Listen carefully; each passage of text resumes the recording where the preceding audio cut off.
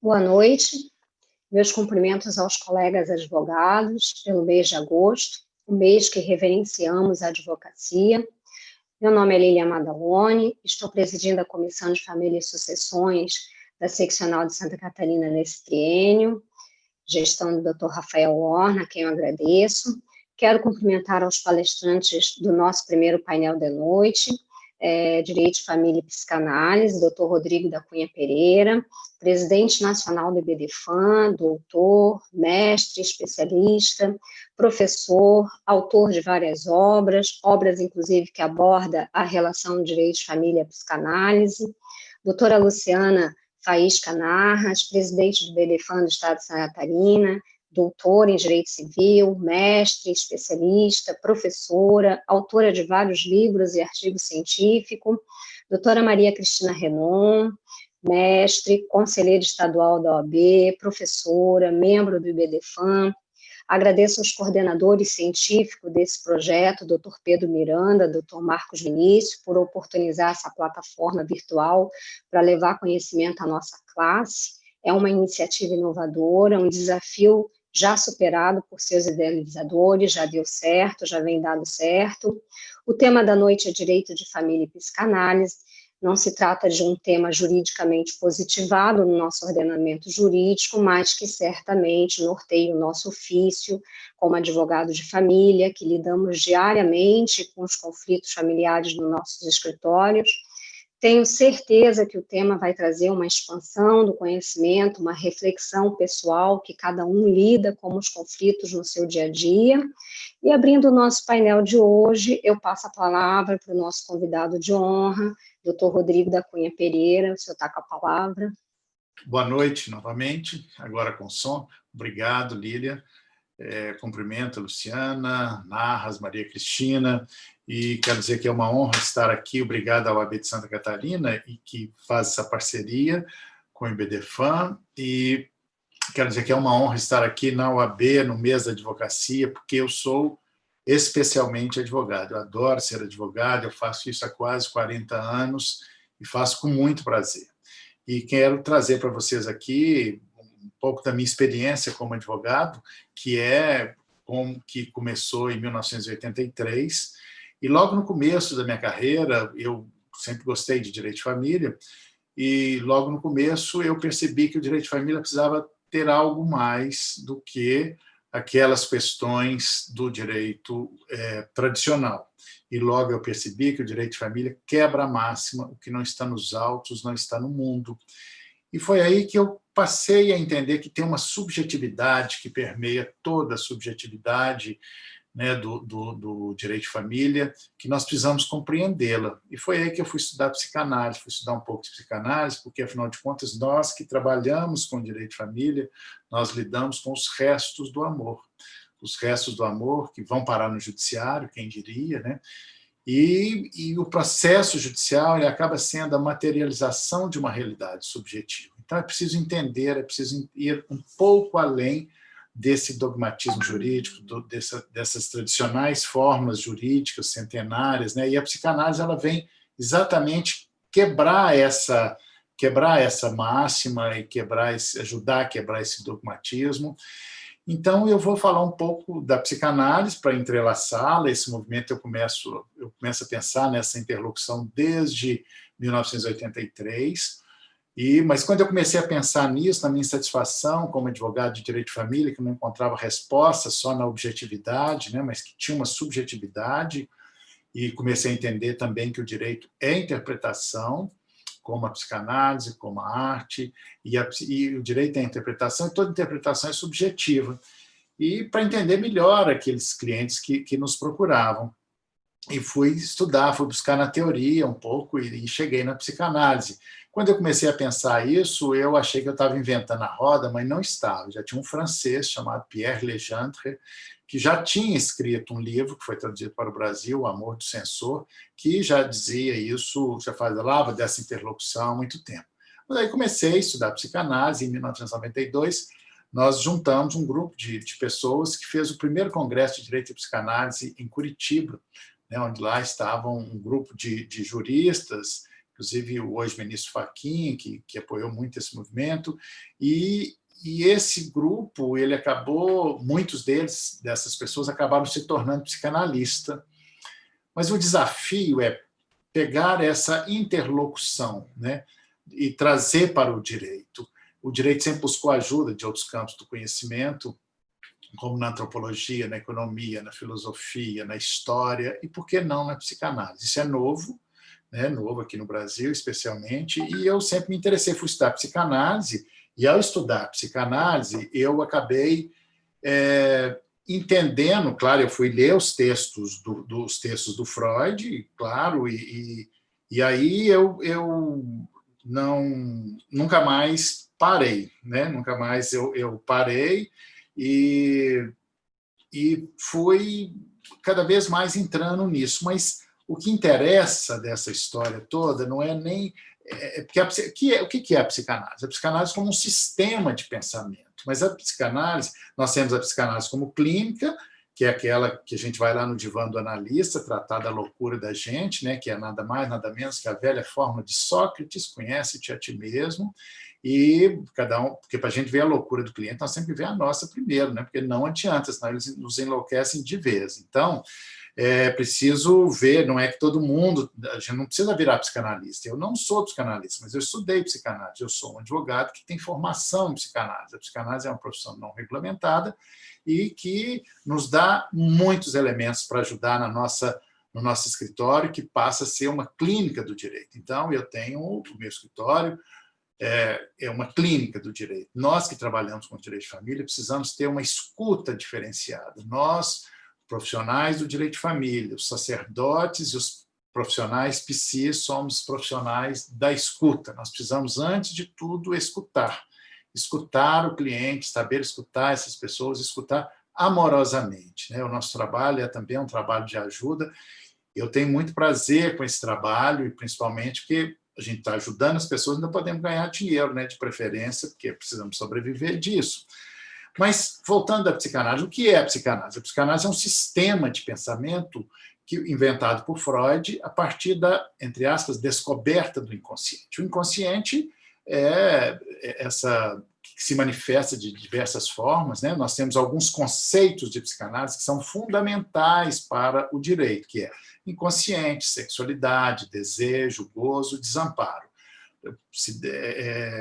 Talvez não dê tempo de falar sobre tudo isso, mas alguém que quiser se aprofundar um pouco mais, pode, aproveita para fazer uma propaganda, pode ver nesse meu livro que eu acabei de lançar, né, aproveitando a hora do marketing, Direito das Famílias, pela editora Forense, onde eu trago o amadurecimento de tudo isso aqui. Mas, voltando, o que é a psicanálise? É um sistema de pensamento que considera o sujeito inconsciente. Freud, final de 1800, o primeiro texto dele foi em 1896, e depois o Freud morreu em 1939, em Londres, porque ele vivia em Viena e foi expulso, né, pelos nazistas de lá e acabou...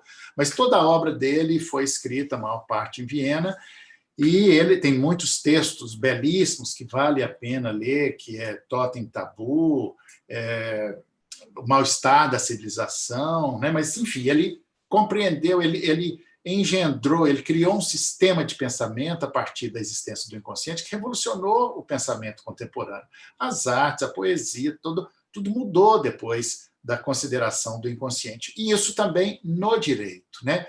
O Jacques Derrida, ele fala de uma desconstrução. Então, essa compreensão do sujeito do inconsciente, que revela ser um sujeito de desejo, isso mudou tudo. Né? Mudou o sistema de pensamento contemporâneo, o cinema, tudo, a literatura nunca mais foi a mesma depois de Freud. Mas como é que isso chega no direito? Chega no direito para desconstruir velhas formas centenárias, esse dogmatismo jurídico, né? E esse, a partir da compreensão da sexualidade, que é um outro conceito fundamental para o direito, da sexualidade como sendo da ordem do desejo. O direito sempre tratou a sexualidade como sendo apenas da ordem da genitalidade, mas é na ordem do desejo. Então, a partir da compreensão de que o sujeito de direito é um sujeito de desejo, ou seja, um sujeito desejante, isso muda tudo. né? Por que eu pago pensão alimentícia, não pago, caso, descaso, né? O que será que me dá, que dá dentro da gente, que não devia, desacata a gente a revelia, como diz Chico Buarque. Olha o Chico Buarque falando aí de desejo, né? Então, a arte também nos ajuda a ensinar, que é outra perspectiva que eu ando vendo o direito de família pela arte, né? Mas é um outro assunto, que eu comecei a pensar na psicanálise, mas não tem jeito de não chegar na arte, porque é falar do inconsciente, falar do sujeito de desejo, né? Então, a partir desta consideração do sujeito de direito como sujeito de desejo, um sujeito desejante, isso muda toda a perspectiva, e foi isso que proporcionou com que chegasse até que hoje nós pudéssemos absorver e transformar em um valor jurídico o afeto, a afetividade. Isso continua revolucionando o direito de família, e foi por causa disso que todos esses novos institutos jurídicos, como guarda compartilhada, alienação parental,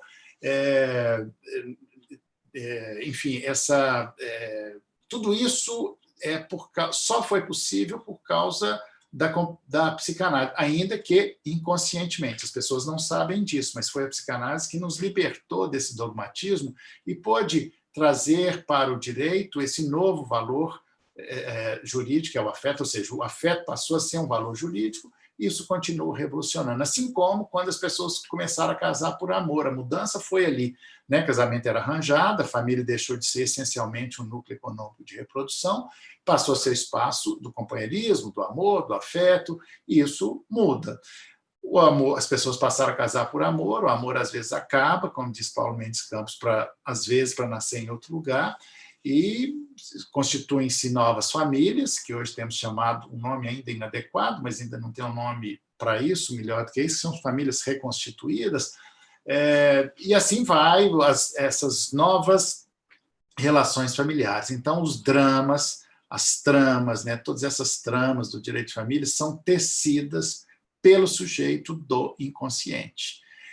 Inclusive, né, o sujeito do inconsciente, ele está presente. Então, a partir do momento que nós entendermos, né, que nós, profissionais do direito, entendemos essa sutileza que há nesse trâmite de que o sujeito, como é que vai sendo construída essas tramas, nós vamos ser melhores profissionais, nós vamos poder ajudar mais os nossos clientes, né? Quando os clientes, por exemplo, chegam ao nosso escritório, à nossa clínica, e nos dizem, porque, aliás, todos já devem ter ouvido, só quero os meus direitos, né? Mas estão sempre com a sensação de que estão perdendo algo, né? Então, todos vocês já devem ter ouvido isso, né? Então, por quê? Por que isso, essa sensação? Né? Todos falam, não quero dar um milímetro de prejuízo para ela, nem para ele, só quero os meus direitos. Mas isso é uma repetição, né, muito curiosa da gente ouvir, e a gente precisa prestar atenção nisso. O que tem por detrás disso, né? Se a gente começar a entender isso, nós vamos entender melhor a nossa clínica, o nosso dia a dia, a nossa prática como advogado. Nós poderemos ser melhores advogados a partir da compreensão um pouco da psicanálise, que é esse sistema de pensamento que considera o sujeito do inconsciente. Mas o que é o inconsciente? Então, vou falar rapidamente aqui, estou falando muito bem, muito resumido, né? Vou falar de 5 conceitos de psicanálise que são fundamentais para a nossa clínica do direito, né? Primeiro é o inconsciente. O inconsciente não é uma outra instância, um lugar oculto em nós, né? Mas o inconsciente, que foi a partir daí que o Freud inventou a psicanálise, o inconsciente ele se manifesta através da palavra, da linguagem, né? Quando os clientes chegam, não conseguem nunca levar os documentos, né? No inventário, por exemplo, eles nunca conseguem, né? Tá sempre arrumando uma desculpa, né? Não leva documento, esquece a hora da consulta, vários que a gente chama popularmente de ato falho, né? Mas o inconsciente se manifesta também através dos sonhos. O sonho é uma linguagem cifrada do inconsciente, né? Porque ele não conhece tempo, espaço. Por exemplo, eu sonho que eu estou aqui em Belo Horizonte, mas ao mesmo tempo aí em Florianópolis, em Nova York, é uma coisa meio confusa, porque ele não tem essa instância, essa noção de tempo e espaço, né? Eu estou falando tudo isso, gente, porque também é importante a gente entender que um pouco do funcionamento dessa nossa estrutura psíquica, né? O direito de família é assim. Bom, então, inconsciente, desejo Desejo é essa força poderosa em nós, né? É por causa do desejo que existe o capitalismo. Que é o desejo? O desejo é falta, né? Está sempre faltando alguma coisa em nós, porque, como diz Lacan, desejo é desejo de desejo, ou seja, o que é o desejo? Eu nunca vou atingir o desejo, né? Mas e também o desejo muitas vezes é inconsciente, mas o desejo é falta. Importante entender isso para entender o nosso desamparo, que é como os clientes chegam até nós. O nosso desamparo, nós somos sujeito de falta, desejo é falta. Então, está sempre faltando alguma coisa em nós, mas nós temos a sensação, a ilusão, em alguns momentos, de que somos completos. Por exemplo, quando a gente encontra um grande amor. E quando esse amor se esvai, nós nos deparamos novamente com esse vazio inexorável que há em cada um de nós. É assim que os clientes chegam até nós. Por isso, nós, advogados, nos tornamos tão importantes para essas pessoas. Então, essa falta, né, que é o desejo, por isso que o capitalismo vive disso, que é que se nós queremos sempre saciar a nossa falta, o nosso vazio, né, nosso inexorável vazio, tamponando com objetos de consumo, por exemplo. Por isso que o capitalismo vive, porque nós sempre vamos querer consumir. Se não houvesse consumo, não haveria capitalismo. Como é da nossa estrutura ser sujeito de falta, é disso que se alimenta o capitalismo. Mas chegam para nós os clientes naquele momento de muito desamparo. E é neste momento que o cliente mais precisa de nós, né? E desamparo é um outro conceito psicanalítico, né, que vocês podem ver tudo isso. Não só, eu coloquei nesse livro aqui esses 5 conceitos, mas eu tenho aqui, nesse outro livro, que é um dicionário de direito de família, que ganhou o prêmio Jabuti com muito orgulho, eu tenho uns 20 conceitos de psicanálise. Aí eu vou um pouco além, eu falo de narcisismo, fetichismo, o fetiche da lei, né? O que é o fetiche? Nós não podemos ver a lei como fetiche. E aí, mas voltando aqui para esses, até por causa do tempo, então eu falei do inconsciente, do desejo, desamparo. Desamparo é esse momento em que as pessoas perderam o amor e estão tão desamparadas, né? E querem, às vezes, tamponar esse buraco, assim, eu tenho direito a R$1.000 de pensão, mas eu quero 2.000, porque tem que pagar, né? Tem que, como se fosse para compensar uma coisa. Mas desamparo é isso, nós somos sujeitos desamparados, porque somos sujeitos de desejo. Entender um pouco dessa estrutura psíquica, como eu disse, nos fará melhores advogados. Um quarto conceito é a sexualidade, né? Sexualidade, o que é a sexualidade? Que vai nos dizer sobre, que vai, inclusive, nos ajudar a entender um pouco sobre essa diferença entre união estável e namoro, né? O direito sempre foi apoiado, sempre se sustentou naquele tripé: sexo, casamento e reprodução. Ou seja, o sexo é legítimo e ilegítimo, né? Porque o direito é também um instrumento ideológico de inclusão e exclusão de pessoas. Então, ele vai ilegitimando ou legitimando. Então, sexo fora do casamento era ilegítimo, assim como filho fora do casamento era ilegítimo. Então, o sexo legítimo era só dentro do casamento. Vejam como o direito de família ele passa ou é perpassado o tempo todo pela sexualidade. A sexualidade dessa moral sexual religiosa também, né? Todos esses institutos, não só pela influência do direito canônico, mas toda a sexualidade, investigação de paternidade, famílias simultâneas, tudo isso tem a ver com a sexualidade, né? Com fidelidade, infidelidade, monogamia, tudo tem a ver com sexualidade. Então, sexualidade, o que é? É uma energia vital em nós que começa com o nascimento e termina com a morte. Isso é importante porque, quando nós falamos de sexualidade, nós não estamos falando de sexo. Sexualidade é muito além, né? É essa energia vital que é o desejo que nos move, que nos faz estar aqui neste momento, vocês estarem aí me ouvindo, né? Isso que nos move, né? Então, isso é a sexualidade. E nós temos também e a sexualidade, é por causa disso que hoje nós devemos entender a família sobre o conceito de família, sob 2 perspectivas, por exemplo, família conjugal, família parental. Essa distinção começou na década de 1980, quando os psicólogos vieram para dentro do judiciário dizendo assim: olha, naquela época se discutia culpa, ela ela traiu o marido, né? Naquela época era culpada, ela pode ser uma esposa ruim nesse sentido moral, mas é uma ótima mãe. Ou, o contrário, foi aí que começou a separar, distinguir sexualidade, conjugalidade e parentalidade. Então, as famílias conjugais e as famílias parentais. Por que eu estou falando isso? Porque hoje, por exemplo, aquele típico caso assim, que se tornou público, algumas pessoas públicas emprestam sua vida, emprestam, entre aspas, sua vida, para levar uma... para nos refletir, para nos fazer refletir algumas questões jurídicas, que é o Gugu Liberato. Quando ele fez um contrato de geração de filhos lá, né, com a mulher para ter filho, teve os filhos, ele constituiu uma família parental. E agora, essa mulher, a mulher reivindica uma família conjugal, porque aí tem toda uma trama de direitos e tal. Então, entender isso é entender o novo direito de família. Para entender o novo direito de família, eu não consigo pensá-lo sem a compreensão desses conceitos psicanalíticos. Por exemplo, o quinto conceito, gozo. Gozo é uma expressão psicanalítica, que é uma expressão jurídica, inicialmente, que tem o sentido de gozar férias, gozar direitos e tal. Aí o Lacan, a partir da observação de processos judiciais, ele pegou essa expressão e trouxe para a psicanálise e deu um outro sentido, um sentido muito interessante que vocês vão entender agora, porque os processos judiciais, além de ser a materialização de uma realidade subjetiva, eles são eles são um gozo. Muitas vezes eles constituem um gozo. O que é isso? O gozo é esse paradoxo do prazer e do desprazer. Né? Por exemplo, o alcoólatra, eu vou parar de beber, segunda-feira, nunca mais eu bebo. Na terça já caiu nessa esparrela de novo. Né? O gozo é isso, eu quero, mas não quero.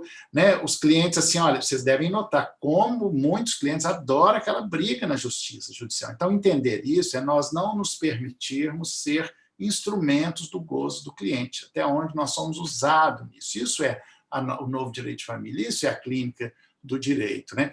Mas, para vocês entenderem melhor o gozo, é uma pena que não tenha a música aqui, mas todo mundo conhece, e porque olha como a arte nos ajuda a traduzir essas coisas, inclusive a psicanálise, esse conceito de Lacan, que é do gozo, que é esse paradoxo do prazer e do desprazer, é aquela música, você não vale nada, mas eu gosto de você, você não vale nada, mas eu gosto de você, e tudo que eu queria era saber por quê. Né? Porque é um gozo, só que o gozo é mortífero, né? Ele tem apetite de morte, eu quero, mas não quero, não sei por quê, que força é essa que me leva ali, eu sei que essa relação não me faz bem, mas eu estou ali, né? Eu fico ali nesse gozo, essa relação gozosa. Né? Então, gozo é uma expressão psicanalítica, estou só dando assim, uma breve introdução, claro que quem quiser aprofundar esses conceitos pode ver lá no meu livro, em outros lugares, mas é muito importante para a gente poder pensar como é e por que a psicanálise, eu até acrescentaria a psicanálise e a arte, elas são fundamentais para entender esse novo direito de família. Não é necessário ser psicanalista, não é necessário, mas ter um pouco de sensibilidade, né? Que é entender essa subjetividade, entender o desejo, né? Essas tramas, né? Por que elas... como é que elas se tramam, como é que elas caminham. Né? Nós, advogados de família, precisamos prestar atenção nisso, precisamos não deixar escapar isso, entender um pouco dessa estrutura, entender um pouco a sutileza, né? Como diz Lacan, porque tem o dito e o não dito. E esse não dito interessa muito ao direito de família, ou seja, o que não está nos autos, que não interessa, interessa sim para o direito de família, porque é isso que determina, né, toda essa trama. E, claro, a gente sabe na prática, assim, ganha na justiça não é quem tem direito, é quem tem a prova do direito, claro. Mas, e por isso, nosso desafio como advogados de direito de família é pegar toda essa confusão da subjetividade e transformá-la, a confusão da subjetividade, e transformá-la em objetividade dos atos e fatos jurídicos. Né? Nós temos uma quase missão como advogados de família, né? Porque nós estamos num processo histórico de mudança dessa postura de litigiosidade, né? Não é necessário isso mais, embora a maioria das faculdades e a maioria das pessoas pensam que ganhar dinheiro é com litígio, né? E não é, pelo contrário. Aliás, os processos judiciais, pelo menos em Minas Gerais, Rio e São Paulo, onde eu advogo, o processo de partilha de bens dura 20, 30 anos, né? Eu advogo há 40 anos, tem um processo que dura 30 anos, tem 30 anos, não acaba, não vai acabar nunca, né? Vai acabar quando as pessoas morrerem. Então, assim, quem ganha com isso? E a gente sabe que nos processos de família não tem ganhador, né? Só tem perdedor. E, por exemplo, essa questão, a psicanálise nos ajuda a entender também a alienação parental, que essa semana a lei está fazendo 10 anos, que foi a lei da alienação parental, foi um dos maiores avanços do direito de família dos últimos tempos. Embora algumas pessoas achem que não, tem gente até querendo revogar essa lei, que eu acho isso um pecado, um crime. E a lei da alienação parental, ela fez nada mais, nada menos que dar nome, ela veio trazer um nome novo para uma maldade antiga. Porque, e onde é que entra a psicanálise? Primeiro, é inacreditável como é que pai e mãe faz mal para o filho achando que está fazendo bem, né? Perdoai-nos aquelas pessoas que... Ai daquelas pessoas que agem em nome do bem. É como os moralistas, os guardiães da moralidade, né? Morro de medo dos guardiães da moralidade, sempre tem algo a esconder, mas essas pessoas que fazem mal para os próprios filhos sem saber, né, falando em nome do bem, ele tira o filho do lugar de sujeito e o coloca no lugar de objeto de instrumento de sua vingança, né? Isso é o resumo da alienação parental. Que, em outras palavras, poderíamos dizer também: você não quis ficar comigo, vai comer o pão que o diabo amassou, nem seu filho vai te querer, né? Mais ou menos assim um resumo da alienação parental. Mas estou falando isso porque a psicanálise, e só foi possível por causa dessa compreensão do sujeito do inconsciente, do sujeito de desejo, de que nós não somos só bons, nós somos maus também, que criança não é só boa, né? Então, essas sutilezas, né, da alma humana que o Freud revelou há muito tempo, ela tem uma grande serventia para nós aqui no direito de família, né, que é fazer disso um novo direito de família. É assim que eu vejo o atual direito de família, advogo com muito prazer e quero aproveitar para lembrar que aqueles que ainda não participam do IBDFAN, né, Luciana, venha participar, basta entrar no site, fazer a sua inscrição, participar dessa comunidade jurídica, e quem quiser continuar conversando comigo, pode entrar lá no meu Instagram, @Rodrigo da Cunha Pereira, no Instagram, onde eu falo, eu posso responder vocês lá, às vezes eu não consigo responder de um dia para o outro, mas a gente vai conversando por lá. E lá eu falo um pouco dessas coisas, né? O tempo todo eu não consigo pensar o direito, eu sou completamente contaminado por esse pensamento do Freud, Lacan, e não consigo mais pensar o direito sem ser por essa via. Como diz o Freud, quando foi aos Estados Unidos, falou, nós viramos uma peste, né, a psicanálise, porque nós estamos em todo lugar. O IBDFAN também virou uma peste, nós estamos em todo lugar, né, Luciano? Nós viramos assim, ficamos insuportáveis. Mas por que é o IBDFAN? É uma comunidade político-científica que tem interesse em pensar um direito de família mais humano, mais humanizador, né? E nós precisamos fazer essa corrente, e cada um de nós, por mais... Cada um dos associados, que hoje nós estamos chegando numa associação de 17 mil, não sei se você sabia disso, eu soube também essa semana, Luciano, acho que falta no 16.980, uma coisa assim. Então, quer dizer, vamos nos tornando uma grande comunidade, uma comunidade que tem interesse nessa humanização do direito de família, um direito mais humano e humanizador. Então, era isso que eu queria falar para vocês, e vamos conversando por aí. Obrigada, doutor, por dividir conosco informações e considerações que certamente farão parte dos nossos pensamentos e ações daqui para frente. Eu, continuando o painel, então, eu passo a palavra para a nossa próxima palestrante, doutora Luciana Faísca Narras. Boa noite a todos. Quero agradecer, né, essa nossa parceria permanente com a Escola Superior da Advocacia, com a OAB, em que, junto com o IBDFAN, em que podemos ter esse espaço para trocar informações, para aprimorar o conhecimento jurídico, em especial do direito de família. Quero também agradecer ao Dr. Rodrigo, nosso presidente nacional do IBDFAN, que prontamente aceitou nosso convite sobre o tema, né, Dr. Rodrigo, sobre direito e psicanálise, e que é uma grande fonte de inspiração para nós, né, nessa temática desafiadora. Quero também cumprimentar, né, a doutora Lília, a doutora Maria Cristina, que estão aqui conosco, né, compondo esse painel. Então, feitos esses cumprimentos, né, o Rodrigo foi contando um pouco, né, da história dele, dessa formação, dessa questão, e eu fui me lembrando, né, de quando e como eu cheguei no direito de família, na advocacia de família, que eu já sabia que seria advogada, isso já estava certo para mim desde o início da minha faculdade, mas eu não tinha ideia de que eu viria ao direito de família, até porque eu sempre, né, sempre fiquei com esse receio do envolvimento emocional com os clientes, com os processos, e como manter esse devido afastamento dos clientes, dos processos. Mas a vida, né, às vezes ela tem para nós algumas surpresas, e quando eu estava finalizando o mestrado, acabei trocando completamente o meu tema, indo para o direito de família e entrando cada vez mais nos estudos, né, dos professores, dos fundadores e dos membros do IBDFAM. Por quê? Porque nos últimos anos, boa parte das mudanças no direito de família vem dessas reflexões.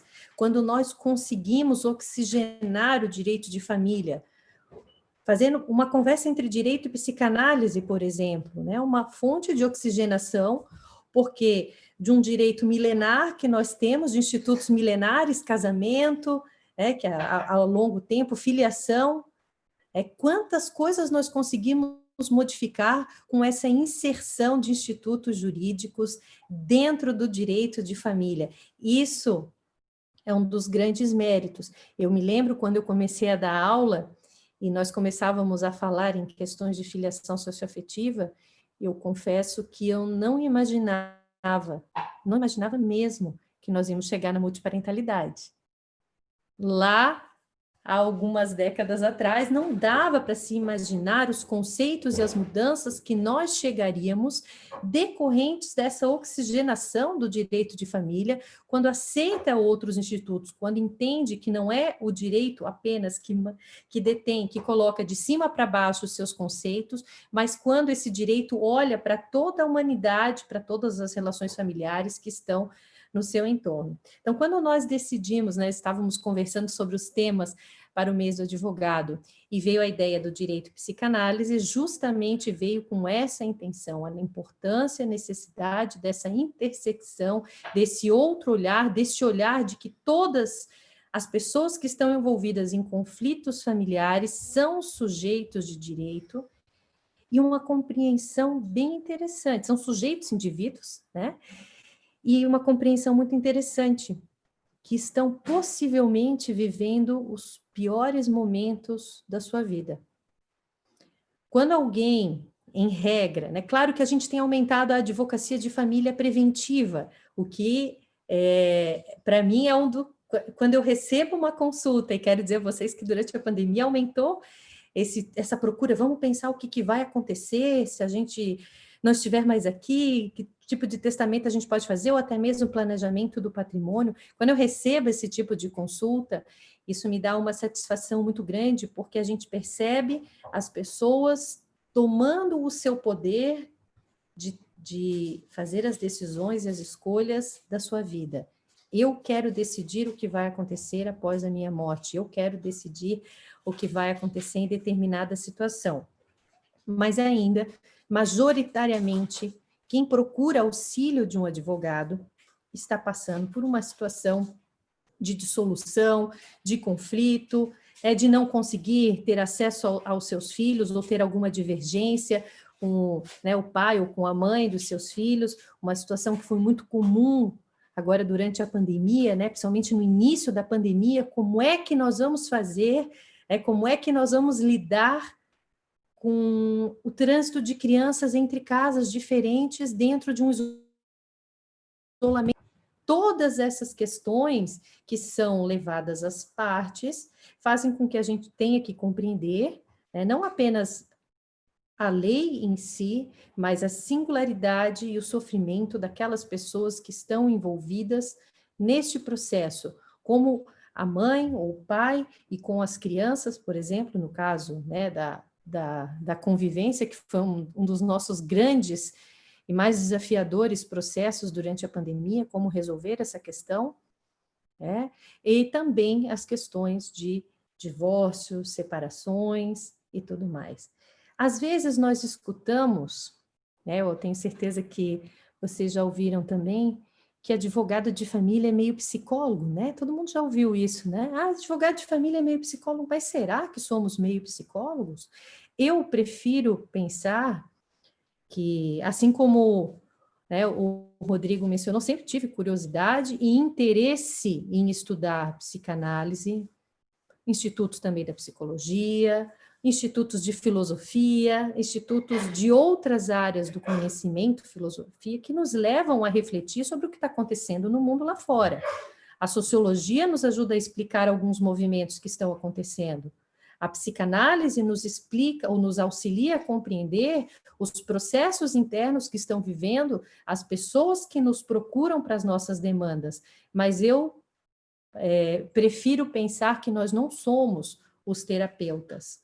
Nós somos profissionais da área jurídica. Nós até podemos utilizar desse conhecimento para exercer o nosso trabalho, mas nós temos que compreender a nossa limitação, né, e encaminhar as pessoas que assim necessitam para que busquem o acompanhamento terapêutico. Isso é muito importante, porque nós não temos técnica, por mais que a gente estude, por mais que a gente possa ter o conhecimento, existem técnicas terapêuticas que nós não temos, conhecimentos que nós não temos.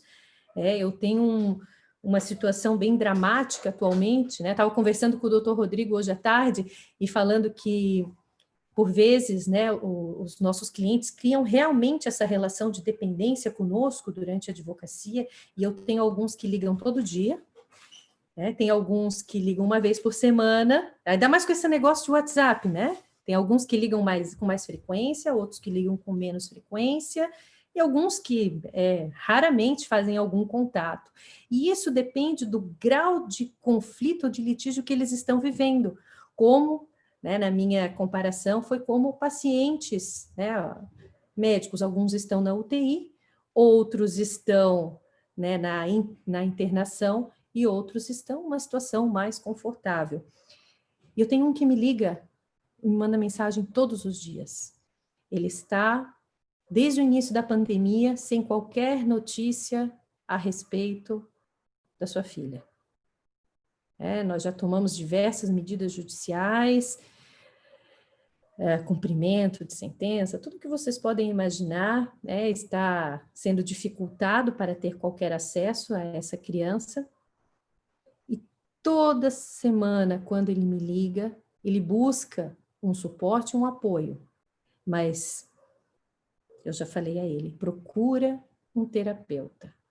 Por mais que nós possamos, e a gente compreende a nossa posição perante o cliente, daquele que está ali na frente, lutando e levando o seu direito, existe essa nossa limitação técnica, porque nós não conseguimos dar conta do processo terapêutico que cada um dos nossos clientes está passando, está vivenciando. Então, quando a gente chama esse tema ao debate, que é direito e psicanálise, a nossa intenção é dizer que há a comunicabilidade entre essas áreas, mas nós não atuamos como psicanalistas ou como psicólogos. O Rodrigo estava dizendo, né, que do encontro de direito e psicanálise, alguns até saíram e partiram para a psicanálise. Então, é importante que a gente possa definir essa nossa figura, esse nosso papel, quando nós estamos nessa relação cliente-advogado. O conhecimento nos auxilia a compreender aquele momento vivido pelo cliente, mas não ser utilizado como técnica terapêutica. Esse é um dos maiores cuidados. E eu escuto diariamente, mas você é advogada de família, então você é psicóloga, é um pouco psicóloga também, né? Eu tenho a minha humanidade, mas não tenho nenhuma técnica terapêutica que possa ser aplicada ao cliente. Nós temos a compreensão do momento vivenciado. Por vezes, essa questão de, quando nós estamos trabalhando numa dissolução de um casamento, nós já sabemos que não importa o motivo, juridicamente falando, nós não vamos discutir perante o juiz qual foi o motivo ou qual foi a causa que levou àquela dissolução. Mas, por vezes, na conversa com a pessoa que está trabalhando conosco, nós perguntamos o contexto que está por trás, aquilo que não vai para o processo, como disse o Rodrigo. O que não vai para o processo? Aquela situação que aconteceu. Quando nós conseguimos compreender o que está por trás, talvez, e muitas vezes nós podemos usar isso a nosso favor, num sentido positivo, de saber como acessar aquela parte, aquela pessoa que está diante de nós, e saber como acessar a parte contrária, né? No caso de um divórcio, né? Compreendendo o contexto, o que aconteceu, qual foi o motivo da ruptura, não para levar ao processo, mas para compreender qual é a dinâmica daquele relacionamento. Alguém está com sentimento de culpa, alguém não está com sentimento de culpa, como é que nós vamos dividir as responsabilidades? Será que há dificuldade, né, de impor um litígio para prolongar esse relacionamento? Por vezes a gente se esforça tanto por um acordo, né, acordos que até aparentemente são juridicamente simples de serem resolvidos, mas esse acordo não vai adiante, e são essas situações, como disse o Rodrigo, da parte não entrega o documento, ou às vezes demora dias para dar uma resposta, alguma coisa assim, porque sabe que ao final de tudo se rompeu em definitivo, ou pelo menos o mais próximo do definitivo, aquela ligação que tem com a outra pessoa. E por vezes esse processo de luto é atropelado ou vivido em momentos diferentes. Então, quando nós estamos, por exemplo, numa separação ou num divórcio, eu li uma pesquisa uma vez, Rodrigo, que as pessoas levam em média 2 anos para tomar a decisão do divórcio. É o tempo médio de amadurecimento para eu tomar a decisão de pedir o divórcio. Só que às vezes eu tomei esse tempo sozinha. Que também é o tempo, por exemplo, né, diz a minha acupunturista, que o tempo do luto na medicina chinesa, que o corpo leva para absorver o luto, são 2 anos.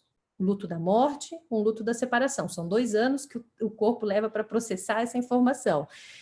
Então, às vezes eu passei 2 anos amadurecendo o meu pedido de divórcio, mas a outra parte não estava nem entendendo o que estava acontecendo, porque eu me reservei e me fechei.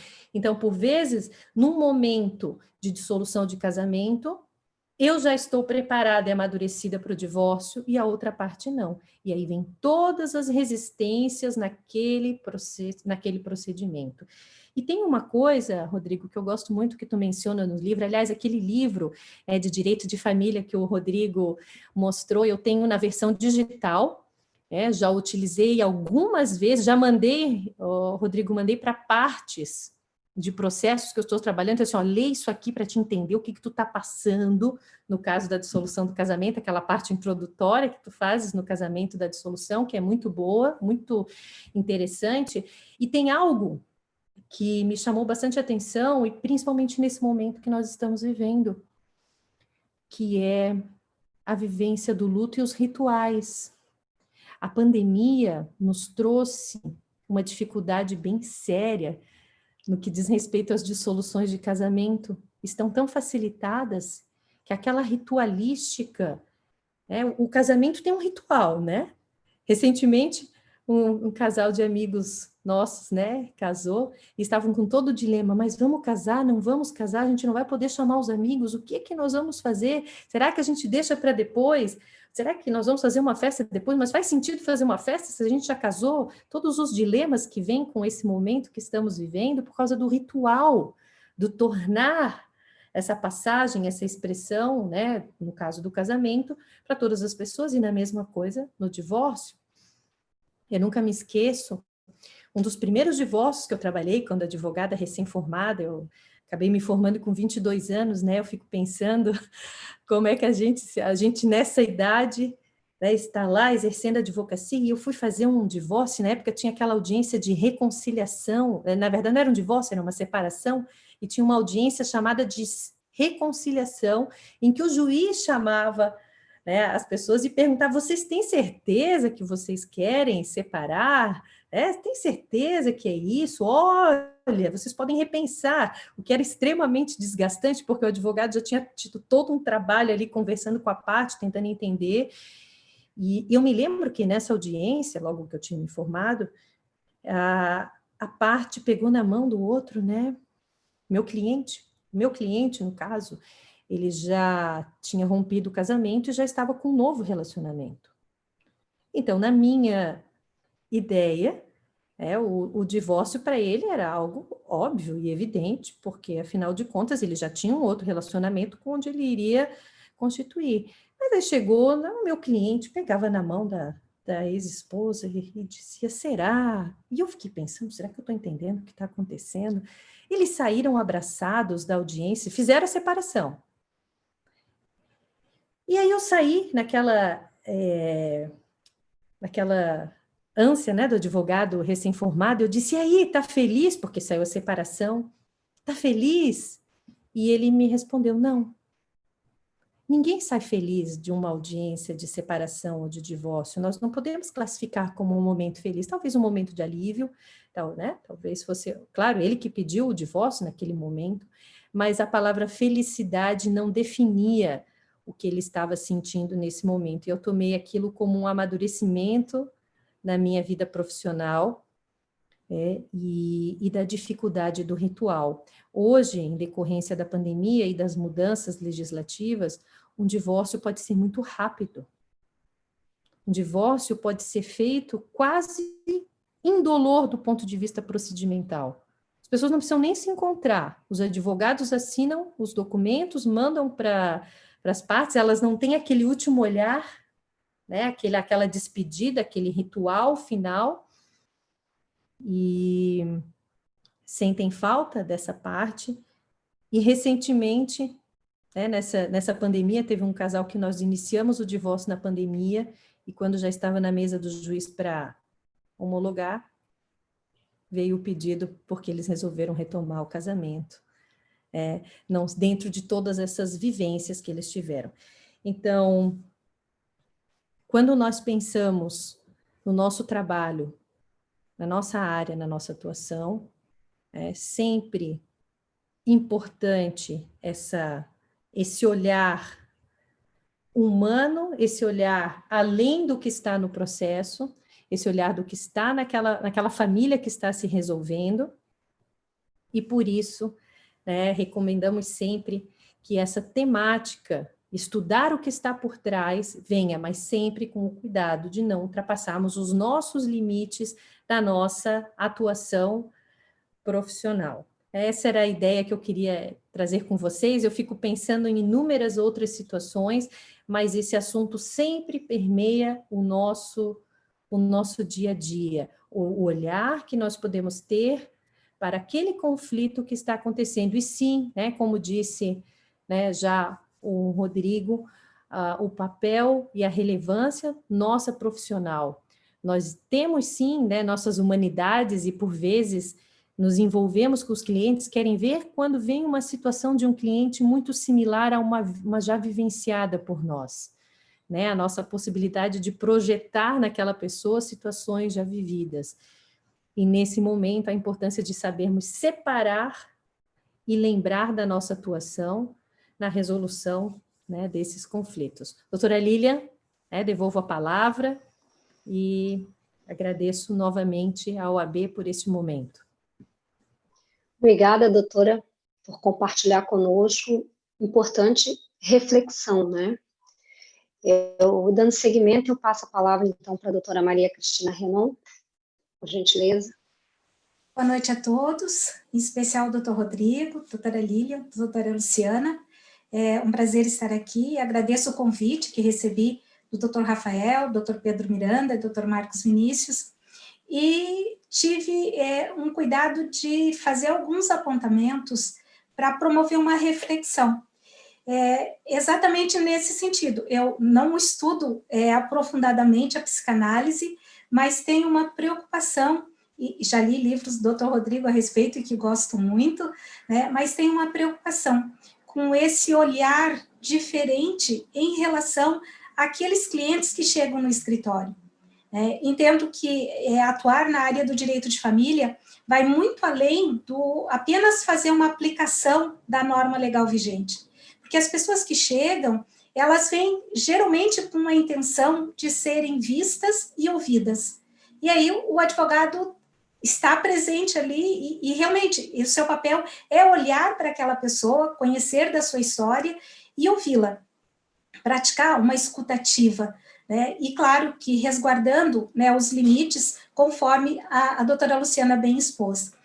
Mas dentro dessa temática e daquilo que eu atendo, né, de forma corrente no escritório, um dos temas que sempre me chama a atenção, e é o que eu gostaria de fazer um breve comentário, é a guarda dos filhos. E agora esse período, né, da pandemia tem trazido, né, uma discussão em relação, né, à guarda e o direito de convivência. Então, verifica-se, né, com a dissolução da união do casal, geralmente gera uma frustração, seja pelo não preparo, ou pelo não tempo, ou pelo tempo não adequado, né, para chegar nessa cisão da união, mas as pessoas ficam carregadas de uma frustração. E muitas vezes é aquela frustração de uma expectativa que restou não completada. Fica aquela sensação de que o ideal é que fôssemos felizes para sempre, e de repente houve essa ruptura. E essa frustração é que vai ocasionar, né, geralmente, essas discussões naquilo que se refere à guarda. Então, enquanto o casal está unido, o que se observa é que podem haver discórdias, podem haver divergências, mas ambos buscam uma solução visando o bem, né, da entidade familiar. Só que quando há a cisão na união, essas divergências, essas discórdias, elas se ressaltam. E aí é onde fica a dificuldade da discussão em relação, né, entre outros pontos, né, em relação à guarda dos filhos. E aí nós temos um jogo de força, né, entre a vontade de um e a vontade de outro. E nesse meio de campo, né, tem a figura dos filhos, que são aqueles que vão sofrer mais em decorrência, né, desse jogo de vontades. Só que eu costumo comentar, e quando as pessoas me procuram, eu sempre falo nesse sentido, que o que nós devemos lembrar é que aquele filho, ele tem 50% do pai, 50% da mãe. Porque foi o pai e a mãe se uniram e dessa união, né, resultou a existência daquele filho. Então, é lógico que há uma necessidade de que esse filho conviva, né, de forma tranquila e serena com ambos os pais. Então, essa discussão, ela muitas vezes, ela se torna onerosa, porque o processo litigioso, ele é oneroso, né, e muitas vezes também não se chega a um resultado que seja compensador, que realmente possa trazer uma satisfação em relação, né, a essa guarda. E o segundo ponto é que a separação é do casal. Então, eles deixam de ser marido e mulher, mas eles, em momento algum, deixam de ser pai e mãe. Então, costumo sempre trazer isso à tona quando as pessoas me procuram no escritório. E aí, diante dessa necessidade da regulamentação da guarda, eu tenho 2 pontos que eu gostaria de refletir, que está previsto na legislação, mas que pode ser um objeto, né, de uma reflexão mais ampliada. Um é referente ao parágrafo 2º do artigo 1583 do Código Civil, onde prevê o equilíbrio na divisão do tempo de convívio da criança com o pai e a mãe, e o segundo ponto é o parágrafo 2º do artigo 1584 do Código Civil, onde prevê que a ausência de acordo entre pais quanto à guarda do filho, estando ambos os genitores aptos ao exercício do poder familiar, será aplicada a guarda compartilhada. Tá? Então, antes de prosseguir também, né, em relação a essa reflexão, eu gostaria apenas de destacar que, ainda hoje, muitas pessoas procuram o escritório para indagar sobre a guarda compartilhada em relação à fixação da verba alimentar, como se, para não pagar alimentos, né, então, vamos fazer uma guarda compartilhada. E percebe-se também que essas indagações, elas partem do momento inicial da cisão da união. Então, é quando ainda temos aquele momento de frustração em decorrência, né, das expectativas não realizadas.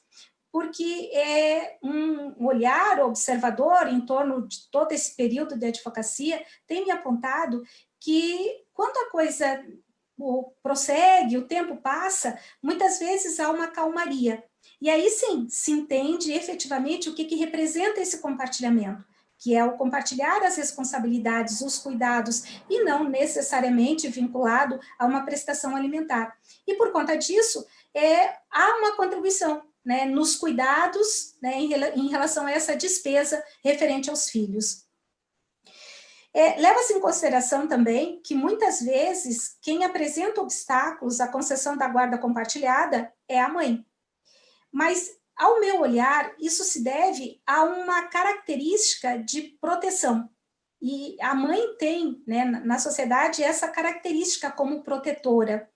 Quando se veste, né, de protetora, quando esse vestimento de proteção se apresenta muito elevado, qualquer afastamento do filho deste limite protetivo pode representar um risco, ainda que o afastamento decorra do direito de o filho conviver com o pai, né, que é um direito da criança, não apenas, né, do seu pai.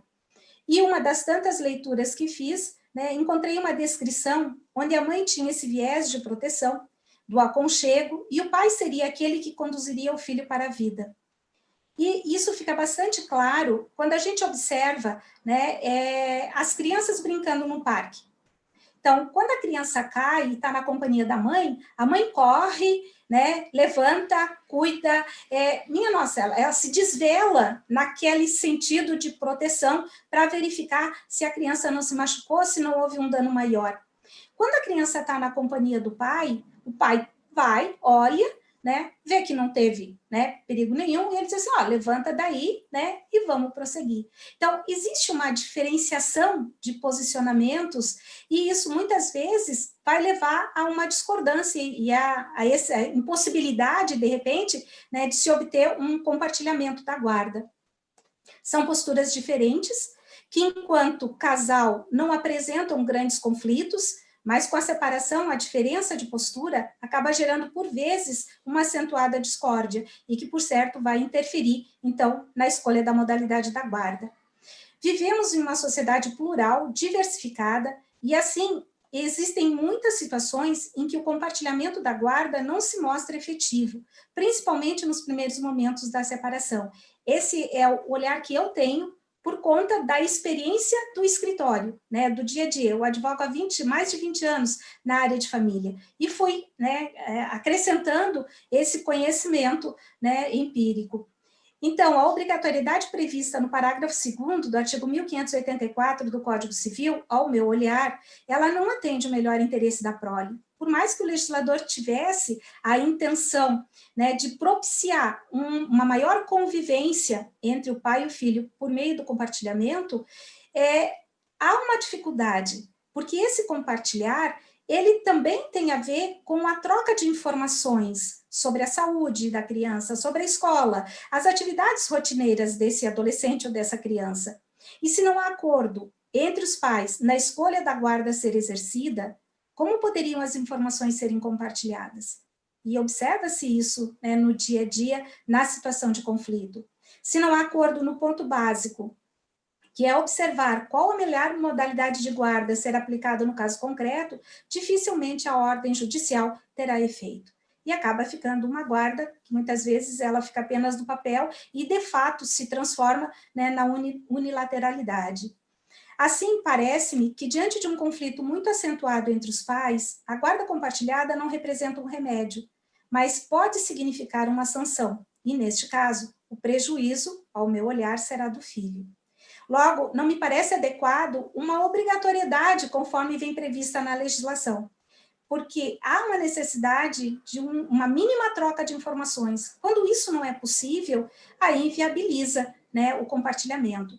Mas também entendo que isso se dá no início, quando essa frustração é muito acentuada, porque com o correr do tempo, muitas vezes, as coisas acabam se assentando até a reconstituição, né, das uniões por parte de pai e por parte de mãe, e aí, então, há a possibilidade, né, de uma conversa mais clara em prol do bem-estar dos filhos. Ainda tenho, né, que esse compartilhamento, ele pode se tornar apenas no papel, porque, de fato, os genitores vão agindo sem trocar informações, sem terem ciência das atitudes de um ou de outro, o que pode gerar no filho, né, um sentimento de divisão.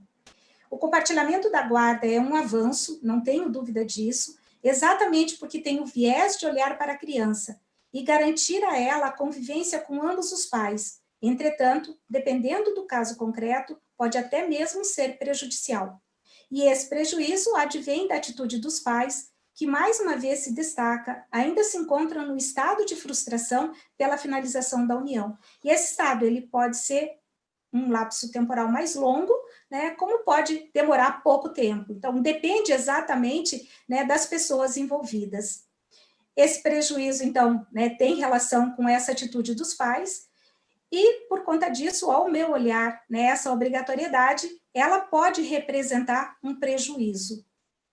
No que se refere ao parágrafo 2º do artigo 1583, sobre o equilíbrio da divisão, né, de tempo de convívio, vejo muitas pessoas chegando no escritório e me perguntando, né, doutora, como é que é essa alternância? Como é que pode ser? Eu vou ficar 3 dias, a mãe vai ficar 4? Ou depois vai alternar, eu fico 4 e a mãe 3? Como é que isso funciona?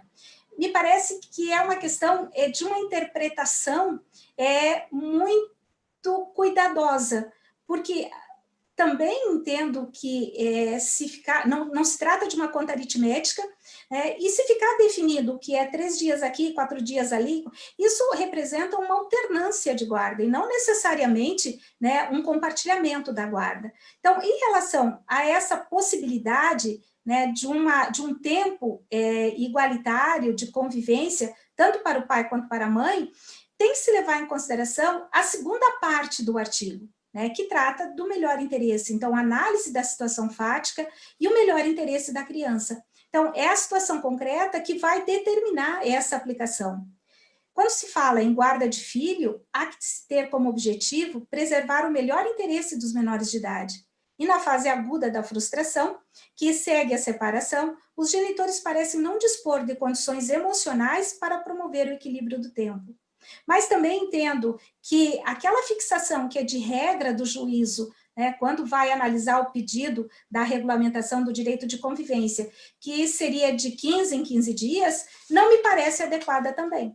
Porque se esse pai, e geralmente, né, nós temos a figura do pai sujeita a essa regulamentação, se ele era presente na vida daquele filho, essa regulamentação de 15 em 15 dias vai trazer um prejuízo, porque a criança estava acostumada, né, à presença constante do pai.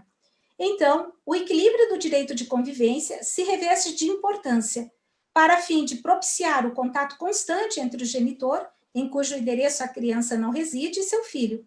Mas a parte final do artigo, né, digo mais uma vez, é que deve ser considerada, ou seja, sempre tendo em vista as condições fáticas e os interesses dos filhos.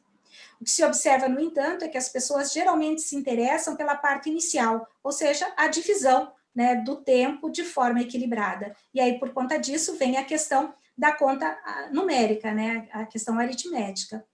Mas vejam, não volto a repetir, uma mera conta aritmética, mas sim resguardar o direito maior dos filhos em manter uma convivência sadia e equilibrada com o genitor com o qual não residem.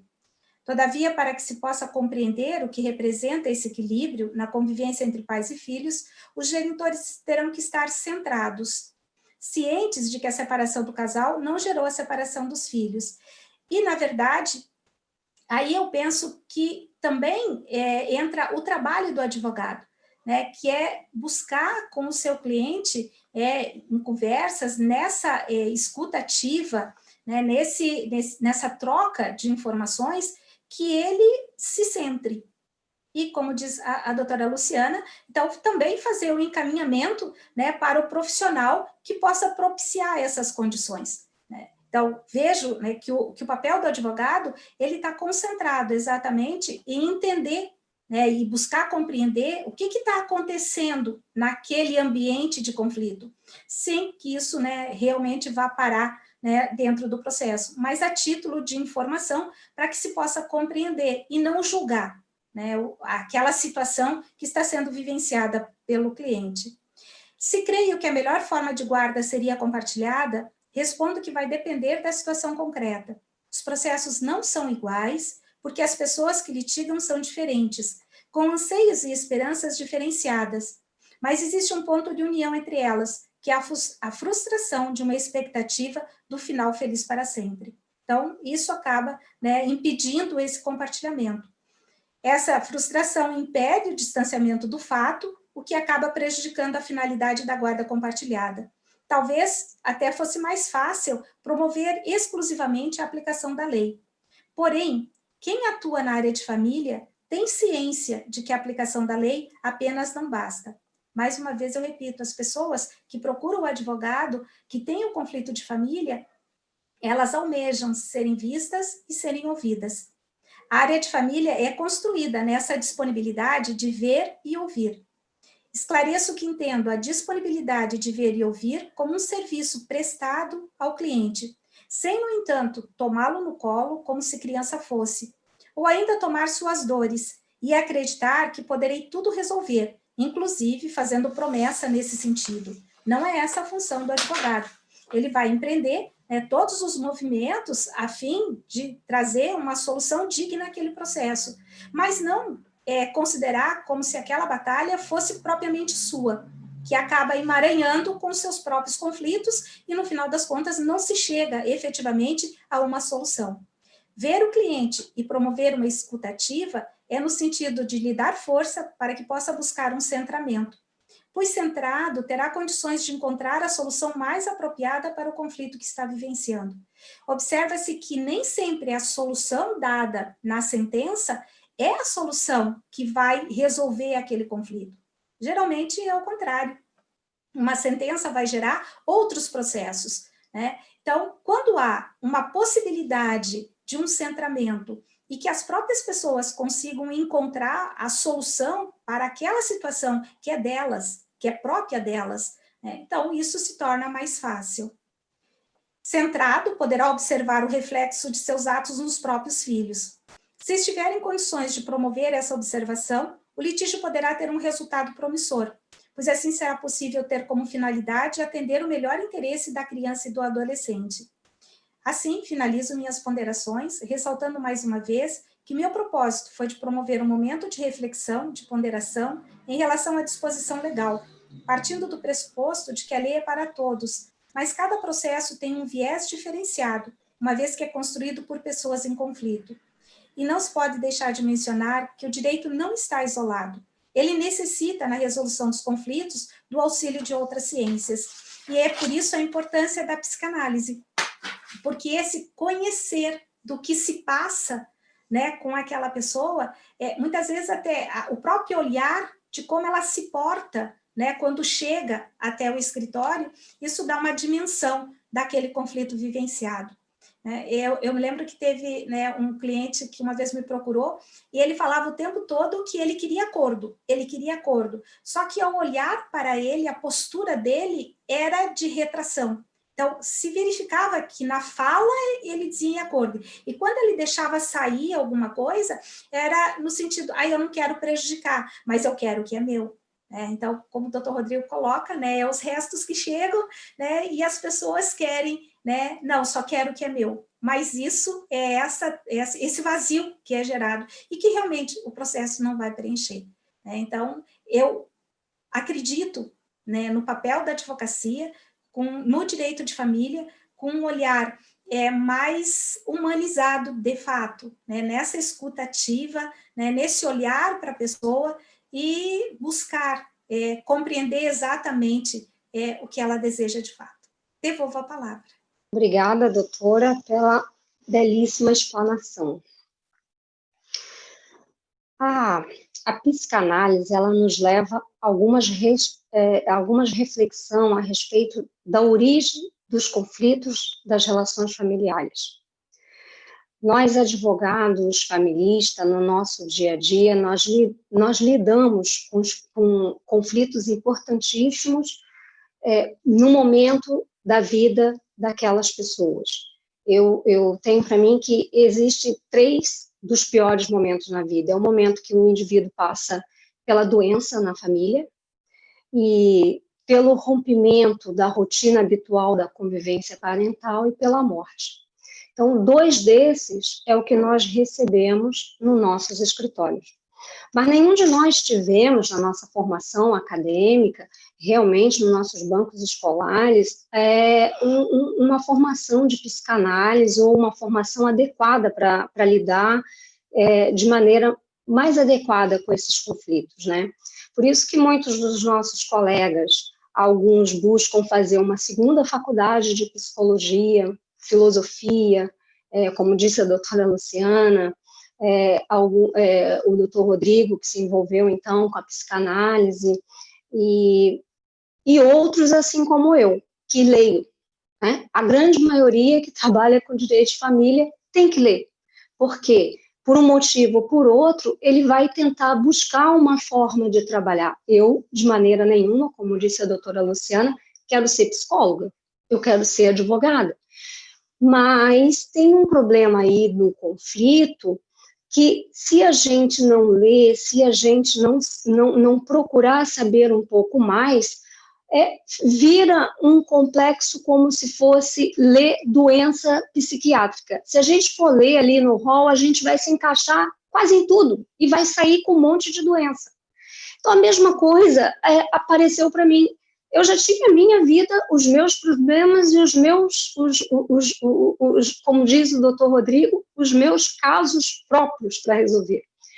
E aí, com direito de família, porque eu me formei e comecei a trabalhar com direito de família, eu nunca trabalhei com outro direito que não fosse o direito de família. E, lógico, eu tive que começar a ler um pouco e várias bibliografias de relacionamento humano para compreender, para não trazer para mim aqueles conflitos como se fossem meus. Eu acredito que alguns colegas também devem ter passado por isso e ter esse sentimento, poder trabalhar com um direito que eu gosto, que é o direito de família, e não trazer comigo algo que é daquela família e não é meu, e que eu não tenho que obrigatoriamente passar, enfim, ou que meus familiares vão passar, ou que eu olho alguma coisa e já começo a discorrer achando que é o começo daquilo que eu estou ouvindo. Então, assim, o que eu quero dizer é que eu acabei me arriscando um pouco mais do que a doutora Luciana, do que a doutora Maria Cristina, e trouxe aqui um pouco daquilo que eu li de psicanálise. Me arriscar, é coragem, porque eu estou na frente do doutor Rodrigo, mas também é um momento que eu posso ouvir um pouco daquilo que eu li e de que eu achei interessante para a minha vida de trabalho, do meu cotidiano, e que foi importante para mim, e daí eu aproveito para compartilhar com os colegas, e o doutor Rodrigo fazer uma reflexão, vou até controlar aqui o tempo, até para saber se é dentro ou se... Olha, tudo isso que você leu não é bem assim. Então, a gente muda. Até o momento ele serviu, mas a gente muda, né? Então, acabei me arriscando um pouquinho mais. Eu começo assim. Quando o cliente chega no nosso escritório, ele relata a origem do problema dele, a origem para ele do problema dele. Ele dá o início e chega no fim da relação. Início da relação e fim da relação. Mas, do ponto de vista da psicanálise, aquele início, às vezes, está muito antes daquilo que ele está pensando que é o início. E ele acaba trazendo aquele conflito naquela primeira vez que a gente atende, naquele dissolução daquele vínculo. Passa um tempo, aquele cliente remonta a vida dele, casa de novo, ele volta novamente para separar, e às vezes diante de um mesmo tema. Mudou a roupagem, mas o tema é o mesmo. A origem é a mesma. Ele só mudou os personagens, mas a origem é a mesma. Então, isso acaba chamando a atenção da gente, porque a gente ouve assim, eu não tenho sorte, ou isso é karma, ou eu vou lá na prateleira e pego sempre o mesmo livro, né? E repito. E isso é uma coisa que chama a atenção da gente, claro, e a gente acaba sentindo interesse em entender isso aí, né? E eu busquei nesses livros que eu li alguma coisa para trazer hoje, e vou me arriscar mesmo, é ato de coragem aqui, tá? eu trouxe um pouco da transmissão psíquica transgeracional e a transmissão psíquica intergeracional. Então, assim, essa transmissão psíquica transgeracional, aquela que passa de uma geração para outra geração, que, de certa forma, sequer passa pela percepção consciente do que é transmitido, ao passo que a intergeracional, uma vez que a distância entre o transmissor e receptor é na mesma geração, ele conserva ainda uma subjetividade, e eu sei que a psicanálise também leva em consideração as experiências que o indivíduo vive durante a sua vida ainda, né? E é bom que se diga que a vida do indivíduo leva em consideração a experiência vivida ainda durante a fase gestacional da sua mãe, até um pouco antes, até. Quando a pessoa decide pela maternidade, pela paternidade, ali ela já está transmitindo alguma coisa ao psique daquele que vai chegar. E na fase de gestação, toda aquela díade, né, entre mãe e bebê, aquele vínculo que é criado, ali já é a matriz, ou do afeto ou da rejeição. Então, frequentemente envolve essas questões do inconsciente grupal. O peso da herança psíquica dos ancestrais, que é passado por essas consciências individuais e que se relacionam de forma intersubjetiva. E isso é passado, assim, pela gestação, e aquilo vai levando ao mesmo problema. Esses momentos, assim, eles são fundamentais, ele antecede o parto, ou ele é posterior ao parto, eles são etapas que vão se reacomodando, são identificações dessa história familiar que se ritualizam por traços de memória, por inconsciente, acontecimentos psíquicos que podem ter tido um valor traumático de intensidade variável para aquele grupo familiar. Então, são filhos com o mesmo pai ou a mesma mãe, mas cada um nessa herança psíquica se estabelece ou recebe na sua psique de forma diferenciada, uns de forma mais gravosa, outros não. Nessa dimensão sensorial, afetiva, motora, tem a inclusão de imagens ligadas à emoção de prazer, de sofrimento, atividades no início dessa compleição mãe-bebê. Também na psicanálise fala muito, na literatura, da fase oral da criança, aquela que ela tenta balbuciar alguma coisa, gestos, suspiros da mãe, a expressão facial da mãe, o aleitamento, a dor no aleitamento que às vezes a mãe passa, pode levar um erro de interpretação do bebê. E aquilo causar uma rejeição. Por outro lado, também, uma aceitação, um afeto, naquele momento, pela forma como se dá essa...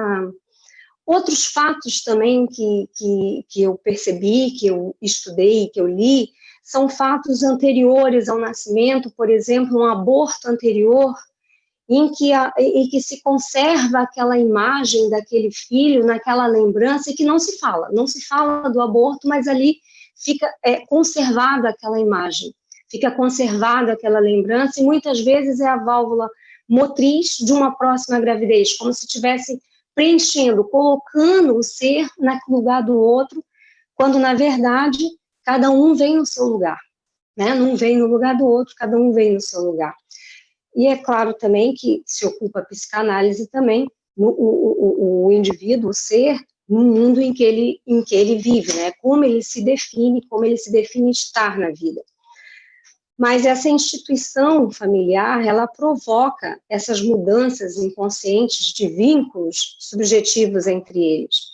A ideia de vincularidade, né, a ideia de vincularidade que hoje a gente trabalha, lançou um olhar diferente para as relações familiares no mundo interno e busca a compreensão dessa relação do indivíduo com o exterior, de como ele vai se portar depois no exterior diante daquelas experiências na vida familiar. Cada família ela vai ter que encontrar as suas soluções, os seus próprios meios, né, de repassar essa transmissão transgeracional que recebeu e conseguir levar adiante a educação dos filhos, procurar os meios de evitar as enfermidades psíquicas. Porque quando a gente tem um filho, a gente sonha o quê? Que ele seja feliz, saudável. Mas a saúde física e também uma saúde emocional. E a gente faz parte, a gente está ali, a gente está fazendo parte disso. Né? Tem um autor que eu li, que é o Klein, em sua obra, O Sentimento de Solidão, ele mostrou que experiências positivas, prazerosas, amorosas, elas podem constituir um material necessário para promover essa ressignificação desse meio, dessas heranças, através de vivências, de exames, da busca de uma reconstrução dessa transferência psíquica, que envolve as experiências da vida do indivíduo. Freud também, né? Freud, num artigo sobre o narcisismo, ele chamava atenção para o papel da criança quando os pais querem realizar seus sonhos através da criança, os seus desejos, os seus sonhos através da criança.